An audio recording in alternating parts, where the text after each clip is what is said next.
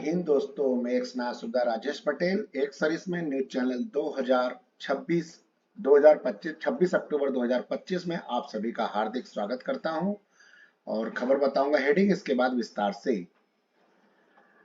25 में से एक सीएपीएफ कर्मी ने चुनी यूपीएस, केवल 4% को पसंद आई।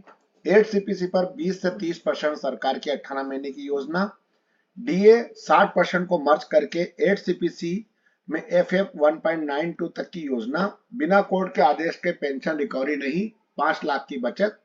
ईएसएम 10% कोटा, फैमिली को 60 लाख रुपए, रक्षा मंत्री को ज्ञापन। पूर्व सैनिकों के लिए 10 लाख के गहने ऑटो चालक ने लौटाए। मेट्रो चेकिंग गार्ड में पूर्व सैनिकों की भर्ती। अब खबर विस्तार से। केंद्र सरकार के 25 में से एक कर्मचारी ने गारंटीकृत पेंशन का विकल्प चुना है। एनपीएस से हटने के बाद 2 बार समय विस्तार दिए जाने के बावजूद भी केवल 1 लाख से कुछ अधिक 2.5 मिलियन केंद्रीय सरकारी कर्मचारियों में से 4% ने यूपीएस विकल्प का उपयोग किया। इससे इस योजना के बारे में कर्मचारियों को समझाने में आने वाली चुनौतियों का पता चलता है कि जिसे कुछ वर्गों की ओर से गारंटी शुदा पेंशन की काफी उम्मीदों और मांग के साथ शुरू किया गया था।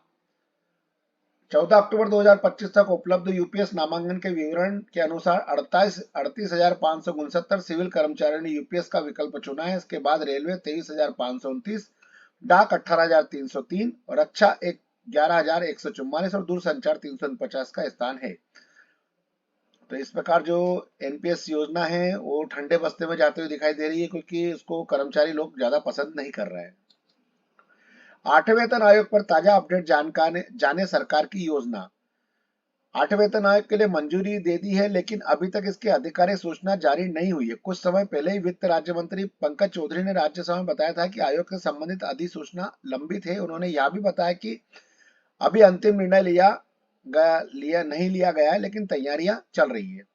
मीडिया रिपोर्ट्स को कहा जा रहा है कि केंद्र सरकार नवंबर में अधिसूचना जारी कर सकता है। हालांकि इस बारे में अभी तक कोई आधिकारिक बयान जारी नहीं किया गया है। अधिसूचना जारी होते ही आयोग के अध्यक्ष और सदस्यों की नियुक्ति कर दी जाएगी। विशेषज्ञों का मानना है कि सरकार 8वें वेतन आयोग का मसौदा तैयार करने में ज्यादा समय नहीं लगा सकती, क्योंकि 7वें वेतन आयोग का कार्यकाल 31 दिसंबर को समाप्त हो जाएगा। इसके बाद सरकार को जरूरी कदम उठाने होंगे। आयोग की संभावित संरचना अधिसूचना के बाद सरकार द्वारा निम्नलिखित नियुक्ति की उम्मीद है: एक अध्यक्ष, 2 पूर्णकालिक सदस्य और कई अंशकालिक विशेष सलाहकार की नियुक्ति। और एक बार गठित होने के बाद आयोग को वित्त मंत्रालय को अपनी सिफारिश प्रस्तुत करने के लिए 18 महीने का समय दिया जा सकता है। और इसमें फिटमेंट फैक्टर निर्धारित जो होगा वो वर्तमान में महंगाई भत्ता 58% है और 8वें वेतन आयोग के लिए अगर 60% तक पहुंचने की उम्मीद है। इसके आधार पर बेस फिटमेंट फैक्टर 1.60 होने की संभावना है। हालांकि सरकार मुद्रास्फीति और आर्थिक स्थितियों के आधार पर इसे 10 से 30% तक बढ़ा सकती है और 20% के बढ़ोतरी में 1.92 हो जाएगा और 30% के बढ़ोतरी में 2.08 हो जाएगा, या 1.8 से 2.08 के बीच हो सकता है, जिसमें वेतन और पेंशन उल्लेखनीय वृद्धि हो सकती है। ये पिछले 7वें वेतन आयोग का यहाँ पे लेखा जोखा दे रखा है। उड़ीसा उच्च न्यायालय ने आदेश दिया कि बैंक बिना उचित प्रक्रिया के ऋण वसूली के लिए पेंशन निधि में एक तरफ का कटौती नहीं कर सकती है। इसमें अधिकार दिया गया है कि भारतीय स्टेट बैंक ने एक सेवानिवृत्त सरकारी कर्मचारी और उसकी पत्नी के संयुक्त खाते से 5 लाख काट दिए थे, जिन्होंने परिवहन और कार खरीद के लिए ऋण पर चूक की थी। बिना किसी पूर्व सूचना या सहमति की याचिकाकर्ताओं ने अदालत से राशि वापस करने की मांग करते हुए तर्क दिया कि कटौती मनमानी गैर कानूनी थी। संवैधानिक तर्कों परिपूर्ण या निर्णय इस बात पर जोर दिया कि पेंशन अनुच्छेद 301 के तहत संरक्षित अधिकार है और कानूनी प्राधिकार या प्रक्रियात्मक निष्पक्षता के बिना इससे वंचित नहीं किया जा सकता। याचिकाकर्ता के तर्क से 5,000 के डेबिट करने का कार्य मनमाना, अवैध और मौलिक एवं संवैधानिक सुरक्षा का उल्लंघन किया जाता है। नेक्स्ट खबर। पूर्व सैनिकों ने रक्षा राज्य मंत्री को सौंपा मांग पत्र और इसमें रक्षा राज्य मंत्री संजय सेठ की समस्याओं को बताया कि झारखंड ने राज्य में पूर्व सैनिकों के लिए सभी ग्रेड में 10% आरक्षण का पूर्व सैनिक, वीर नारी एवं शहीद परिवार के लिए झारखंड पुनर्वास योजना के तहत देश की सेवा करते हुए यदि कोई जवान शहीद हो जाता है तो उसके परिवार को 50 लाख रुपए की राशि राज्य सरकार की तरफ से देने की, शहीदों के गांव और आदर्श गांव बनाने की आदि की मांग की गई है। पूर्व सैनिकों, वीर नारी, शहीद परिवार और उनके आश्रितों को दी जाने वाली सुविधा के लिए इंटीग्रेटेड जवान भवन का निर्माण करने की मांग की है। मौके पर कोषाध्यक्ष और योगेंद्र प्रसाद एवं संगठन के सदस्य ज्ञानचंद्र लाकड़ा, ग्योना हिरेन, रवि शुक्ला सभी आदि मौजूद थे। एक अच्छी पहल है झारखंड सरकार की, अगर ये सब मानते हैं तो। दानापुर में चमकी ऑटो चालक की ईमानदारी, पूर्व सैनिक को लौटाए छोटे हुए 10 लाख के गहने।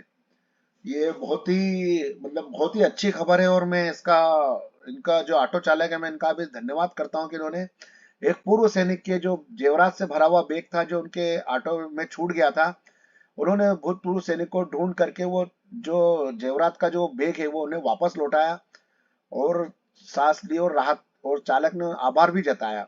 शाहपुरा कोटिया निवासी ऑटो चालक पंकज गिरी ने बताया कि यह किसी अमानत थी जिसे वह कभी नहीं रख सकता था। गुरुवार को दंपति पूर्व सैनिक लालजी ठाकुर बक्सर से मगध एक्सप्रेस थानापुर स्टेशन पर पहुंचे थे। पुलिस को बताई सारी बात, और इसके बाद जो है उन्होंने पंकज गिरी की बैग पर नजर पड़ी और उन्होंने उसे वापस लौटाया। मैं इनका बहुत बहुत साधुवाद करता हूँ और इनको बहुत बहुत धन्यवाद देता हूँ, क्योंकि एक पूर्व सैनिक के पास में 10 लाख रुपए की जो उनके गहने बहुत मेहनत के पैसे रहते हैं उनके, और उन्होंने जो इतना ईमानदारी का और सराहनीय कार्य किया है, इनके लिए मैं तो चाहता हूँ कि इनको पुरस्कृत करना चाहिए, और इनको जो है राज्य सरकार की तरफ से या सीएम मुख्यमंत्री जी की तरफ से भी इनको ईमानदारी का पुरस्कार जरूर मिलना चाहिए। नेक्स्ट खबर है ये, government of department of Sainik welfare opportunity for the metro rail project Andhra Pradesh की तरफ से है ये जो एक वैकेंसी निकली हुई है उसमें मेट्रो में जो है हमारे भूतपूर्व सैनिकों को चेकिंग के तौर पर उसमें लिया जा रहा है, और इसमें 15 नवंबर तक आप इसके अंदर फॉर्म भर सकते हैं, ये उसका पता है। तो अच्छी वैकेंसी, जो भी अपने जो भूतपूर्व सैनिक भाई आंध्र प्रदेश के, वो इसके अंदर जरूर फॉर्म भरे। और विजयवाड़ा के लिए अंतर्गत आती है opportunity for rail project for Andhra Pradesh, registration number दे रखे हैं इसके अंदर, तो आप इसको जरूर फॉर्म को इसको भरें। बहुत ही अच्छे आंध्र प्रदेश के भाइयों के लिए वैकेंसी है। बस दोस्तों, मेरे पास आज खबर यही तक थी। आपका दिन शुभ रहे। जय हिंद, राम राम। खबर अच्छी लगे तो सब्सक्राइब और लाइक जरूर करें। आजकल आप लोग मेरी खबर को जो है लाइक और सब्सक्राइबर कम कर रहे हैं और व्यूज कम आ रहे हैं, तो कृपया करके अगर किसी को कोई सजेशन हो कि मेरी न्यूज अच्छी नहीं बन रही है या कोई और भी कुछ आपको ऐसा लगता है सजेशन कि भाई ये ऐसा करना चाहिए, ऐसे आपको न्यूज देना चाहिए, तो मैं उस प्रकार से आपको न्यूज जरूर प्रोवाइड करने की कोशिश करूंगा। अगर ऐसा कुछ होता है तो आप मुझे कमेंट्स में जरूर बताएं, मैं आपका बहुत आभारी रहूंगा और आपका बहुत एहसानमंद रहूंगा अगर आप मुझे मार्गदर्शन देंगे तो। बस दोस्तों, बाकी आपका दिन शुभ रहे। जय हिंद, राम राम।